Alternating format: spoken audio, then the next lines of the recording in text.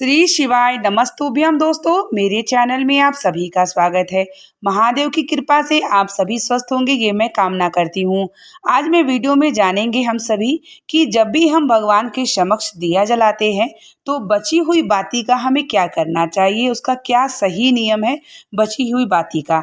तो संपूर्ण जानकारी हम आपको इस वीडियो में इसी प्रकार की देने वाले हैं और ये जानकारी सभी के लिए रखना बहुत ही महत्वपूर्ण होता है, क्योंकि अक्सर हम पूजा करते हैं और हमारे जो भी दिया जलाते हैं उसकी बात ही सबके घर में ज़रूर बजती है। तो आप क्या करते हैं कमेंट बॉक्स में हमें बता भी सकते हैं और हमें क्या करना चाहिए इसकी जानकारी आपको ज़रूर रखना चाहिए। और इस वीडियो को आप शेयर भी ज़रूर कर दीजिएगा।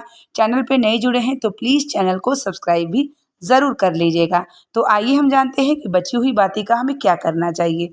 जब भी आप भगवान के यहाँ दिया जलाते हैं अपने घर के मंदिर में, क्योंकि बची हुई बाती आप वहीं देख पाते हैं। अगर आप मंदिर में जला के आते हैं तो आपको वहाँ पर, क्योंकि आप चले आते हैं, उसके बाद क्या होता है क्या नहीं होता उसके बारे में आपको नहीं मालूम होता है। लेकिन अगर आप तुलसी के नीचे या किसी वृक्ष के नीचे अपने घर के आसपास या आप अपने घर के मंदिर में सुबह शाम दिया जलाते हैं, तो जब आप दिया जलाते हैं तो बाती जरूर बच जाती है। जैसे तेल का समाप्त होता है या घी समाप्त होता है तो वो बाती जरूर बच जाती है। तो क्या बची हुई बाती को आप इधर उधर फेंक देते हैं? अगर ऐसा करते हैं तो ऐसा बिल्कुल मत किया करिए। क्या करना है, सही नियम क्या है, हम आपको आगे बताएंगे। जब भी आपकी बाती बच जाती है तो उसको क्या करिए, इकट्ठा कर लीजिए एक बार। जैसे रोज किसी कागज में लपेट के रख लीजिए, या अगर आप प्रतिदिन उस बाती को किसी गमले की मिट्टी में या अपने बाहर के वृक्ष में कहीं मिट्टी में कहीं गाड़ सकते हैं। 10 दिन 15 दिन का जो बाती जली हुई बच जाती है तो उस बाती को जो क्या करिए आप इकट्ठा कर लीजिए बची हुई बाती को। उसके बाद आप के घर में कोई गमले लगे होंगे, अगर कोई वृक्ष है तो उसके नीचे आप खन के गाड़ दिया करिए। तो उससे क्या होगा, अगर उपजाऊ जमीन नहीं है वो भी, अगर आपके गमले में कोई पेड़ सूख रहा है तो वो भी, आपका जो बची हुई बाती वो भगवान के समक्ष जल के एक प्रसाद के रूप में हो जाता है। अगर अक्सर आपका पेड़ में कोई गमले में कोई वृक्ष सूख रहा है तो आप ये कार्य कर सकते हैं कि बची हुई बाती इकट्ठा करिए और उसके नीचे खन के आप गाड़ दीजिए। तो इससे क्या होगा कि जो आपकी बाती है वो इधर उधर पैरों से भी नहीं लगेगा, और जब आप बाती जलाते हैं तो उसका आपको फल की प्राप्ति भी जरूर होगी। जैसे मान लीजिए आपने प्रतिदिन पूजा किया और उस बाती को आप इधर उधर निकाल के रख देते हैं या इधर उधर फेंक देते हैं तो वो पैरों से लगता है, तो उससे दोष भी लग जाता है, उसका फल आपको पूजा का नहीं मिलता है। दूसरी चीज़, जैसे कि अगर आप भगवान को फूल चढ़ाते हैं, समर्पित करते हैं, तो उस फूल को भी आप ऐसा ही किया करिए कि इकट्ठा करके किसी वृक्ष के नीचे डाल दीजिए। ऐसी जगह ना रखें जिससे पैरों से लगे।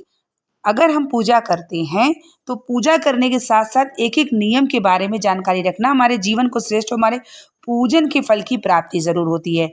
पूजन करना ही हमारे लिए जानकारी नहीं होती कि हम पूजा कर दिए और हमारा कर्तव्य हो गया। पूजा के साथ साथ हमें ये भी जानकारी रखना जरूरी होता है कि हमें प्रतिदिन पूजन में, दैनिक दिनचर्या में हमें क्या जानकारी रखना चाहिए जिससे हमारी पूजा का हमें फल प्राप्त हो और किसी भी प्रकार का दोष ना लगे। जैसे आप जल समर्पित करते हैं या भोग लगाते हैं, या आप जो है दिया बाती बजाती है, भोग लगाते हैं, तो भगवान के पास पड़ा ही न रहने दीजिए, उस भोग को ग्रहण कर लीजिए। अगर आप भगवान को दूध चढ़ाते हैं तो आप क्या करते हैं, ये सब चीज़ों को भी आपको जानकारी रखना ज़रूरी होता है और आपको सही नियम से करना चाहिए, ताकि आपके जीवन में जो पूजा कर रहे हैं ना उसकी आपको फल की प्राप्ति भी ज़रूर हो। अगर आप जैसे कि मंदिर जाते हैं, आप ये देखिए कि मंदिर में बहुत सारे दिया जला करके लोग रख देते हैं और ऐसे ही कहीं में तेल बच जाता है, कहीं बाती ऐसे आधी जल के बुझ गई है। तो आप ये भी कर सकते हैं कि उस मंदिर में जो बाती आधी तेल रखी हुई है और बुझ गई, तो अगर आप दिया जला देते हो तो उसका भी पुण्य आपके खाते में ज़रूर मिलता है। अगर एक लाइन से दिया रखा हुआ है मंदिर में, किसी ने जला के छोड़ दिया है और वो पूरे दिया से, दियली से और बाती से मंदिर भरा है, तो उसको क्या करिए आप इकट्ठा करिए और ऐसी जगह रख दीजिए मंदिर के जहाँ पे निर्माल्य रखा जाता है। उसका भी पुण्य बहुत ही बताया गया है पुराणों में। तो जैसे आप मंदिर जाते हैं, अगर कोई दिया जलाता है तो आप भी उसका दिया ले जाके रख देते हैं, तो जो दिया जलाया है उसको तो पुण्य मिलेगा ही, लेकिन अगर आपने बुझी हुई बाती को, ठंडी हुई बाती को एक जगह अगर रख देते हैं तो उसका भी फल आपके खाते में ज़रूर प्राप्त होता है और उसका पुण्य बहुत बताया गया है, बहुत ही ज़्यादा पुण्य है। अगर आप मंदिर जाते हैं, बची हुई बाती, ठंडी बाती पड़ी है, देली बची है, तो उसको उठा के एक किनारे रख दें। अगर निर्माण ऐसे मंदिर में पड़ा हुआ है कि किसी से पैर से ना लगे, दूसरों की भी रक्षा अगर आप करते हैं तो उसका पुण्य आपको ज़रूर मिलता है। क्योंकि मंदिर में निर्माण है, अगर आप लांघ जाते हैं ना, तो जाने अनजाने अगर आपके शरीर में कोई बड़ी बीमारी उत्पन्न हुई और आप स्वस्थ हैं, तो इस बात का कहा जाता है कि आपने पैरों से निर्माण को लांघ दिया है। तो मंदिर अगर आप जाते हैं तो मंदिर में निर्माण अगर पड़ा है, भगवान का चढ़ा हुआ फूल इधर उधर रखा है, तो आपका कर्तव्य बनता है कि सारे फूलों को उठाइए और एक किनारे ले जा करके रख दीजिए। ठंडी हुई बाती को एक किनारे, इसका भी पुण्य पुराणों में बहुत ही बताया गया है। जैसे अगर आप दूसरों की भी रक्षा करते हैं तो आपकी रक्षा भगवान ज़रूर करते हैं। अगर आपने उस निर्माण को हटा दिया और जान किसी को निर्माण वो पैर से अगर बच गया दबने से या लागने से, उसको अगर कोई पाप चढ़ता और आपने उस पाप से बचा लिया, तो उसका भी पुण्य बहुत ही बताया गया है। तो जब भी आप मंदिर जाते हैं तो समय निकाल के सारे निर्माण को हटा दिया करिए। बुझी हुई बाती को भी एकत्रित करके एक स्थान पर रख दिया करिए, जिससे किसी को भी दोष ना लगे। तो इस तरीके से बची हुई बाती का आप लोग ज़रूर करिएगा सही नियम से।